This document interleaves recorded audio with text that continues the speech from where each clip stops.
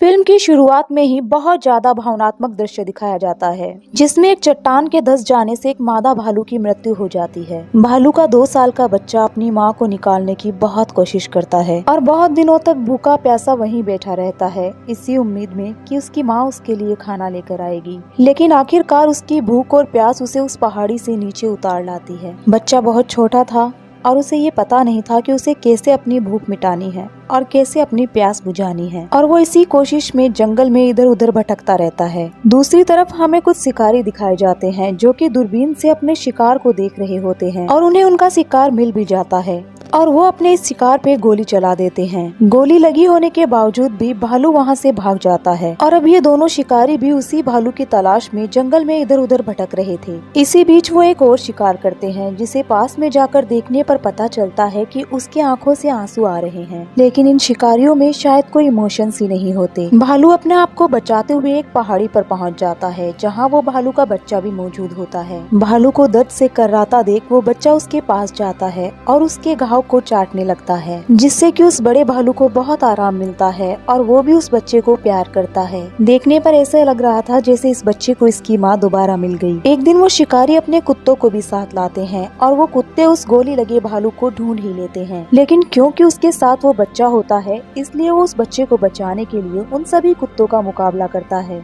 और उस नन्हे भालू को बचा लेता है। लेकिन वो उन शिकारियों से उस बच्चे को नहीं बचा पाता। शिकारी उस बच्चे को पकड़ लेते हैं और अपने साथ ले जाते हैं। वो बच्चा पूरी रात वहाँ से भागने की कोशिश करता है, लेकिन वो सक्सेस नहीं हो पाता। अगले दिन फिर से शिकारी जंगल में पहुँचते हैं और उनमें से एक शिकारी को प्यास लगने लगती है। वो एक झरने के नीचे खड़ा होकर पानी पी रहा होता है। तभी वो भालू वहाँ पहुँच जाता है और उस शिकारी पर अटैक करने लगता है। डर के मारे शिकारी अपने चेहरे को छुपाकर खड़ा हो जाता है, लेकिन वो भालू कुछ देर रुकने के बाद वहाँ से चला जाता है। वो उस शिकारी पर अटैक नहीं करता। ये देखकर शिकारी को बहुत अजीब लगता है और वो जल्दी से अपनी बंदूक लाकर भालू पर तान देता है। तभी उसे समझ आता है कि भालू ने उस पे दया की है, और जैसे ही उसे पता चलता है कि उसका शिकारी साथी वहाँ आ रहा है, वो भालू को वहाँ से भागने के लिए कहता है। जैसे ही उसका शिकारी साथी भालू पर बंदूक तानता है, वो उसकी बंदूक पकड़कर नीचे कर देता है, क्योंकि वो समझ चुका था कि वो इंसान होने के बावजूद अपनी भावनाओं को मार चुका है, लेकिन एक जानवर में आज भी भावनाएं मौजूद है। और अब वो वापस लौटकर भालू के उस बच्चे को भी आजाद कर देता है। और अंत में जब दोनों शिकारी वहाँ से जा रहे थे, तब वो भालू का बच्चा उन्हें अलविदा भी कहता है। ऐसा नहीं है कि जानवरों के ऊपर सिर्फ इंसानों का ही खतरा होता है, जंगल में भी उन्हें बहुत सारे खतरे होते हैं, लेकिन उन खतरों से बचाने के लिए ऊपर वाला उन्हें माँ देता है।